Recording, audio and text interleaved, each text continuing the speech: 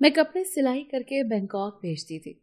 एक दिन बहनोई कहने लगा कि एक बार तुम बैंकॉक का चक्कर लगाओ, टिकट मैं भेज दूंगा। टिकट का सुनकर मैं भी तैयार हो गई।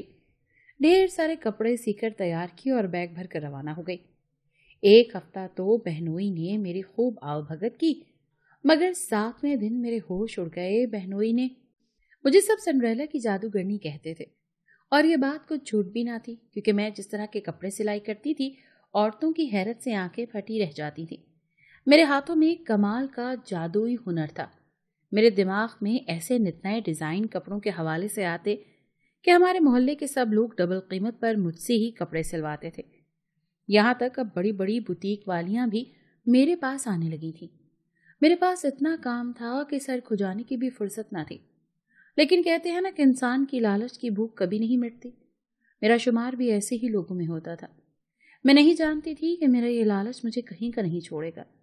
ये बात उन दिनों की है जब मेरे बहनोई नादिर भाई बैंकॉक से पाकिस्तान आए हुए थे। बहनोई बैंकॉक में मुलाजमत करते थे, इसीलिए बड़ी आपा हमारे घर के ऊपर की मंजिल में ही रहती थी, क्योंकि तन्हा घर में उनके शौहर के बगैर रहने से घबराती थी। नादिर भाई ऊपर की मंजिल का एक माकूल किराया भी हर माह हमें भेजते थे। फिर हमें आपा की तरफ से फिक्र नहीं होती थी। मसला ये था कि नीचे वाले पोर्शन में मेरी 2 भाभियां रहती थी, इसीलिए नीचे कोई भी कमरा खाली न था। नादिर भाई 1 साल बाद ही पाकिस्तान आते थे।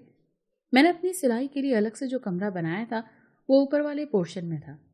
इस बार जब नादिर भाई बैंकॉक से वापस पाकिस्तान आए तो मेरी सिलाई के जौहर देखकर दंग रहकर कहने लगे, समिया तुम मुझे ऐसे ही कपड़े सीकर दो, मैं उसे बैंकॉक लेकर जाऊंगा। वहां पाकिस्तानी लोग डॉलर में इन कपड़ों को खरीदेंगे। ये सुनकर तो मेरी आंखें चमक गई थी। मैंने अपनी सारी जमा पूंजी इकट्ठी की और बड़ा मार्केट से इसका होलसेल में कपड़ा खरीद लिया और फिर उनको सीने में मसरूफ हो गई। बहुत मेहनत के बाद मैंने काफी सारे बेशकीमत जोड़े तैयार कर लिए और जब नादिर भाई जाने लगे तो नादिर भाई को दे दिए। मैंने कहा कि वो ये बैंकॉक में बेचें और पैसे मुझे भेज दिया करें। नादिर भाई इस बात पर राजी हो गए। जब वो वापस बैंकॉक गए तो जाने लगे सारे बुटीक स्टाइल के सूट अपने साथ ले गए। मुझे हैरत का झटका उस वक्त लगा जब 15 दिन बाद ही नादिर भाई ने मुझे ढेरों पैसे मेरे बैंक अकाउंट में भेज दिए। अब तो मैं हर माह यही करती, होलसेल से मार्केट से कपड़ा उठाती और तैयार करके बैंकॉक भेजती और वहां से डॉलर के हिसाब से मुझे पैसे मिलते। एक बार जब नादिर भाई का फोन आया, जो खबर उन्होंने मुझे सुनाई, वो सुनकर तो मुझे अपने कानों पर यकीन नहीं आया। वो मुझसे कहने लगे कि समिया तुम्हारे कपड़े यहाँ पर एक पाकिस्तानी औरत को बहुत पसंद आए हैं। वो तुम्हारे साथ मिलकर बुटीक खोलना चाहती है। तुम्हारे तो वारे न्यारे हो जाएंगे। तुम बैंकॉक में आ जाओ, टिकट मैं तुम्हें भेज देता हूँ। मैं तो ऐसा मौका गंवाना ही नहीं चाहती थी। जब ये बात मैंने अपने वालिदैन से की, मेरी वालिदा तो ये सुनकर हत्ते से उकड़ गईं। कहने लगी कि जवान जहान बेटी को मैं पराए देश कभी ना भेजूं। मेरे वालिद भी इस बात पर राजी न थे, लेकिन मेरी आपा ने कहा कि नादिर भी तो वहीं है। अच्छा है कि समिया वहां की बड़ी बुटीक में काम पर लग जाएगी। मेरी आपा ने एक तवील बहस के बाद अम्मी अब्बा को राजी कर लिया। नादिर भाई ने मेरा टिकट भेज दिया। जब मैं जहाज में बैठी तो मेरी खुशी की इंतहा न थी। पहली बार मैं जहाज में सफर कर रही थी। मैंने तो आज तक एयरपोर्ट भी नहीं देखा था और मैं एक बैरून मुल्क देखने और घूमने फिरने का मौका मिल रहा था। जब मैं बैंकॉक एयरपोर्ट पर पहुंची तो मैं बेहद घबराई हुई थी, क्योंकि पहला सफर मैंने जहाज का किया था और वो भी अकेले। जब मैं अपने सामान से भरी ट्रॉली लेकर बाहर आई तो चारों तरफ तेजी से नजरें घुमाने लगी कि जल्द मुझे नादिर भाई नजर आ जाएं। वहां ज्यादातर अंग्रेज और चाइनीज ही नजर आ रहे थे। औरतों ने ज्यादातर पैंट शर्ट्स और स्कर्ट्स पहन रखी थी और कुछ ऐसे लिबास के शर्म से नजरें झुक जाएं। मेरी नजरें नादिर भाई की मतलाशी थी, लेकिन एक वही मुझे कहीं नजर नहीं आ रहे थे। अब तो मेरा दिल खौफ के मारे तेजी से धड़कने लगा था। जब वो जानते थे कि मैं आ रही हूँ, वो भी अकेली, तो वो मुझे लेने क्यों नहीं पहुंचे थे? शायद मैं अपनी घबराहट छुपा नहीं पा रही थी जब वहां खड़ा एक अंग्रेज नौजवान, जो काफी देर से मुझे वहीं खड़े देख रहा था, मेरे पास पहुंच गया। उसे यूं अपने पास आता देखकर मेरी तो जान ही निकल गई थी, क्योंकि मेरी फ्लाइट के सारे मुसाफिर जा चुके थे, बस मैं ही वहां पर खड़ी थी। वो मेरे पास आकर खड़ा हो गया। मैं उसे अपने पास देखकर घबरा कर पीछे हटी तो कहने लगा, आर यू समिया? मैंने उसे नाफहमी से देखा। उसे मेरा नाम कैसे पता था? पहले तो मैंने सोचा कि इस बात में सर हिला दूं, लेकिन फिर सोचा न जाने कौन है और न जाने कैसे मेरा नाम जानता है। मैंने उसे कोई भी जवाब नहीं दिया। हैरत मुझे उस वक्त हुई जब उस नौजवान अंग्रेज के मुंह से मैंने टूटी फूटी उर्दू सुनी तो तुम समिया हो? मुझे मिस्टर नादिर ने भेजा है तुमको लेने के वास्ते। वो बमुश्किल रुक रुक कर लफ्ज बोल रहा था। नादिर भाई का नाम उसकी जबान से सुनकर मेरा सांस कुछ बहाल हुआ। मैंने कहा, नादिर भाई क्यों नहीं आए? मेरी बात पर वो कहने लगा, उन्हें काम था। ये कहकर उसने बड़े बेतकल्लुफाना अंदाज से मेरे हाथ से सामान से लदी ट्रॉली पकड़ी और एक तरफ ले जाने लगा। मुझे भी उसकी तकलीद में चलना पड़ा। वो मुझे एक गाड़ी के पास ले गया। मुझे देखकर हैरत हुई थी, क्योंकि नादिर भाई तो बैंकॉक के किसी स्टोर में अदना से मुलाजिम थे और वो गाड़ी तो खासी बड़ी और महंगी थी। उस शख्स ने मेरा सामान डिग्गी में रखा और गाड़ी का फ्रंट डोर मेरे लिए खोला, लेकिन मैं पिछली नशिस्त पर बैठ गई। मैं भला क्यों किसी अजनबी के साथ फ्रंट सीट पर बैठती? उस शख्स ने मुझे कुछ लम्हे बड़ी तेज नजरों से देखा, फिर फ्रंट सीट पर बैठकर गाड़ी चलाने लगा। वो शख्स गाहे बगाहे अगले शीशे से मेरा ही जायजा ले रहा था। जब भी गाड़ी सिग्नल पर रुकती वो शीशे में मुझे देखने लगता। मेरा दिल अंदर से बेहद डरा हुआ था।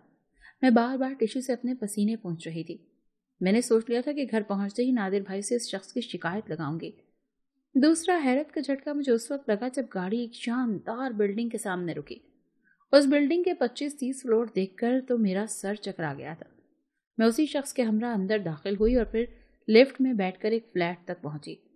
जितनी शानदार वो बिल्डिंग बाहर से थी, उससे कई गुना ज्यादा अंदर से थी। उसने एक डोर बेल दी तो दरवाजा नादिर भाई ने ही खोला था। उन्हें देखते ही मैं पुरसुकून हो गई। वो मुझे मुस्कुराकर देख रहे थे। मैंने उन्हें सलाम किया। वो मुझे अंदर ले गए, फिर उस शख्स का शुक्रिया अदा करने लगे जो मुझे गाड़ी में बिठाकर एयरपोर्ट से लेकर यहाँ आया था। उसे मेरा सामान पकड़ाकर अंदर रखा और खुद भी अंदर आकर फ्लैट का दरवाज़ा बंद कर दिया। नादिर कहने लगे कि वो अभी अपनी ड्यूटी से वापस आए हैं, उन्हें छुट्टी नहीं मिलती, इसलिए ही उन्होंने इस डेविड नामी शख्स को मुझे लेने भेजा। मुझे उस शख्स पर हैरत उस वक्त हुई जब वो उसी फ्लैट के कमरे के अंदर चला गया। मैं खुद भी एक तवील सफ़र करके आई थी। इस वक्त मुझे भी आराम की तलब थी। मैंने इस फ्लैट का जायज़ा लिया। वहाँ 3 ही कमरे थे। मैंने नादिर भाई से पूछा, ये शख्स कौन है? कहने लगे, मेरा दोस्त है। फिर वो मुझे एक कमरे में ले गए। कहने लगे, तुम आराम करो, फिर बात करेंगे। वो कमरे से बाहर चले गए। मैं नहा धोकर फ्रेश होकर सो गई।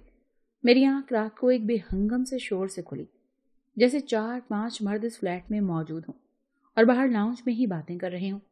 मैंने जब घड़ी की तरफ देखा तो झटके से उठ बैठी। रात के 12 बज रहे थे। मैं इतनी देर सो गई थी। मुझे खुद पर हैरत हो रही थी। जब मैं कमरे से बाहर निकली तो वहाँ वाकई नादिर भाई समेत 4 मर्द और थे। 2 चाइनीज थे और एक वो डेविड नामी अंग्रेज। सभी मुझे देखकर हेलो कहते हुए मेरी तरफ मुसाफे के लिए हाथ आगे बढ़ाने लगे। मैं ऐसे माहौल से नहीं आई थी कि जहाँ यूं बेतकल्लुफाना अंदाज से मर्दों से हाथ मिलाया जाता, इसलिए मैं 2 कदम पीछे हट गई।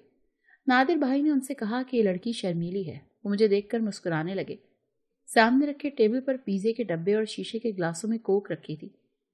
वो लोग शायद खाना खा रहे थे। भूख तो मेरी भी चमक उठी थी। वो सब वापस सोफे पर बैठकर पिज़्ज़ा खाने लगे। मुझे हैरत हुई जब नादिर भाई ने मुझे वहीं बैठने के लिए कहा मैं पिज़्ज़ा खा लूं। चलो, वो तो गैर मुल्की और गैर मजहब के मानने वाले थे, लेकिन नादिर भाई तो मेरे अपने थे। वो कैसे मुझे इन अजनबियों के साथ बैठकर खाने का कह सकते थे? मैंने कहा, मुझे भूख नहीं है, और मैं अपने कमरे में आ गई। कुछ देर बाद नादिर भाई पिज़्ज़े के स्लाइस और एक गिलास में कोक लेकर अंदर आ गए। कहने लगे, यहाँ का माहौल एडवांस है। तुम अगर यूं शर्माओगी तो काम कैसे करोगी? यहाँ की लड़कियां बहुत एडवांस होती हैं। उन्होंने वो पिज़्ज़ा मेरे सामने रख दिया। फिर जो खबर उन्होंने मुझे सुनाई, मैं उनकी हैरत से शक्ल देखती रह गई। कहने लगे, ये सब लड़के इसी फ्लैट में रहते हैं, क्योंकि नादिर भाई अकेले इतने बड़े फ्लैट का किराया नहीं दे सकते। उनकी बात अपनी जगह ठीक थी, लेकिन मैं कैसे गैर मर्दों की मौजूदगी में यहाँ रह सकती थी? मेरी परेशानी देखते हुए कहने लगे, बस चंद दिन की बात है, तुम यहाँ गुजारा कर लो, फिर तुम्हें उस औरत के साथ रहना है जिसके साथ तुमने बुटीक खोलनी है, और वहाँ सब लड़कियां ही होती हैं। बस चंद दिन बाद ही वो मुझे उस औरत के पास छोड़ आएंगे। मैंने सोचा, जब सारी बात उस औरत से तय हो ही चुकी है तो मुझे चंद दिन यहाँ रखने का क्या जवाज। मैंने ये सवाल उनसे किया तो कुछ पल वो मुझे देखने लगे, फिर मुस्कुरा कर बोले, वो औरत चंद दिन के लिए दूसरे शहर गई हुई है। मैंने पिज़्ज़ा खाने के बाद जब वो कोक का पहला घूंट भरा तो फौरन से ग्लास वापस रख दिया। उसका जायका कोक जैसा बिल्कुल नहीं था, अजीब कुछ कड़वा कसीला सा था। मैंने कहा, नादिर भाई, ये कैसी कोक है? मेरी बात पर वो हंसने लगे। कहने लगे, यहाँ ऐसी ही मिलती है, तुम ये पियो वरना पिज़्ज़ा हजम नहीं होगा। ये कहकर उन्होंने वो ग्लास मुझे थमा दिया।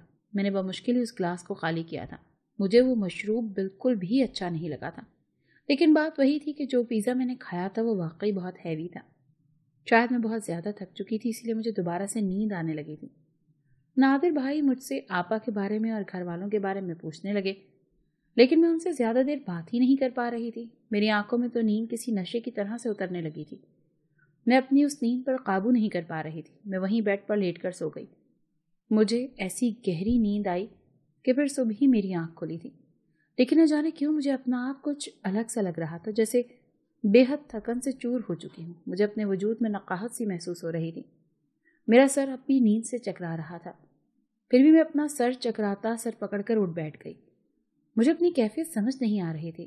کچھ دیر بعد جب میرے ہوش کچھ اجاگر ہوئے تو اپنے کھلے بال دیکھ کر مجھے حیرت ہوئی تھی. میں تو اپنے بال باندھ کر سوئی تھی. دوسری حیرت مجھے اپنے بیڈ کی بکھری چادر دیکھ کر ہوئی تھی. ایسا لگ رہا تھا جیسے میرے برابر بھی کوئی سویا ہو. یہ سب دیکھ کر میرے اندر ایک بے چینی سی ہونے لگی. کچھ سمجھ نہیں آ رہا تھا کہ کیا ہوا ہے اور کیا ہو رہا ہے. میری آنکھوں میں اب بھی نیند کی غنودگی تھی. میں نے شاور لیا تاکہ اپنی نیند کو کچھ بھگا سکوں. جب میں کمرے سے باہر نکلی تو فلیٹ خالی تھا. شاید سب لوگ اپنی نوکریوں پر جا چکے تھے. میں نے بھی شکر کیا. میں نے فریج کھولی اور دودھ کی بوتل نکالی. کچن میں جا کر اپنا ناشتہ بنایا اور ناشتہ کرنے کے بعد مجھے اپنا اندر کچھ توانائی سی محسوس ہوئی. کچھ دیر ادھر ادھر گھوم کر فلیٹ کا جائزہ لیا اور پھر بیٹھ کر ٹی وی دیکھنے لگی. مجھے شام کو حیرت ہوئی جب نادر بھائی کے ساتھ وہ ڈیوڈ تو آیا تھا، لیکن وہ 2 چائنیز ساتھ نہ تھے. نئے 2 لڑکے تھے. میں دروازہ کھول کر اپنے کمرے میں چلی گئی. نادر بھائی آج پھر برگر بازار سے ہی لائے تھے، ساتھ وہی کوک. میں نے کہا آپ کیوں روز اتنا خرچہ کر رہے ہیں؟ مجھے دال سبزی لا دیں، کھانا میں گھر پر ہی بنا لیا کروں گی. لیکن وہ مسکرا کر کہنے لگے چند دن کی مہمان ہو تم، پھر تو اس میڈم کے پاس چلی جاؤ گی. کوئی فرق نہیں پڑتا. میں نے برگر تو کھا لیا لیکن وہ مشروب نہیں پیا تھا. مجھے وہ پسند ہی نہیں تھا. نادر بھائی نہ جانے کیوں مجھے وہ مشروب پینے پر اصرار کرنے لگے. کہنے لگے یہ انرجی ڈرنک ہے، بینکاک کی اسپیشل ڈرنک ہے، میں خاص تمہارے لیے لایا ہوں. تم انکار کیوں کر رہی ہو؟ میں نے کہا مجھے اس کا ذائقہ نہیں پسند. اس کو پیتے ہی مجھے نشہ ہونے لگتا ہے. وہ کہنے لگے اس سے نیند اچھی آ جاتی ہے، چلو اب نخرے مت کرو اور یہ پی لو. انہوں نے گلاس پکڑ کر زبردستی میرے منہ پر لگا دیا. میں نہ چاہتے ہوئے بھی اسے پی چکی تھی. پھر سے وہی ہوا تھا. اسے پیتے ہی مجھ پر غنودگی طاری ہونے لگی. پھر سے میرا وجود مزمحل تھا. سر چکرا رہا تھا. مجھے اپنی کیفیت سمجھ نہیں آ رہی تھی. آج تو میں نے ناشتے کے بعد پین کلر بھی کھائی تھی. آج وہ ڈیوڈ دوپہر کو ہی گھر آ گیا تھا. میں نے دروازہ کھولا تو ایک کھانے کا بکس میری طرف بڑھا دیا. کہنے لگا تمہارے لیے.